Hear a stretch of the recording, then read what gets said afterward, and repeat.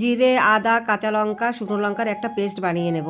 এবার কড়াইতে তেল গরম হয়ে গেছে, ওর মধ্যে দিয়ে দেবো পাঁচফোড়ন। পাঁচফোড়ন দিয়ে একটু নাড়াচাড়া করে ডুমো ডুমো করে পেঁপে আর আলু কেটে রেখেছিলাম সেইটা দিয়ে দেবো। দিয়ে ভালো করে ওটাকে ভেজে নেব। ভাজা হয়ে গেলে পরে ওর মধ্যে দিয়ে দেবো নুন পরিমাণ মতো আর দেবো হলুদ। এবার এটাকে ভালো করে মিশিয়ে নেব।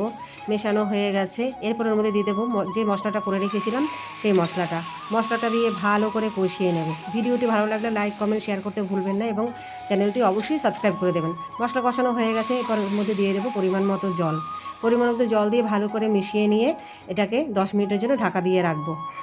ঢাকা দেওয়া হয়ে গেল, এবার ঢাকনাটা খুলে দেবো। কতটা হয়েছে, অনেকটা হয়ে এসে পেঁপে আলু মোটামুটি সেদ্ধ হয়ে গেছে পুরোটাই। এরপর ওর মধ্যে দিয়ে দেবো চিনি আর দেবো গরম মশলা, দিয়ে ভালো করে মিশিয়ে নেব।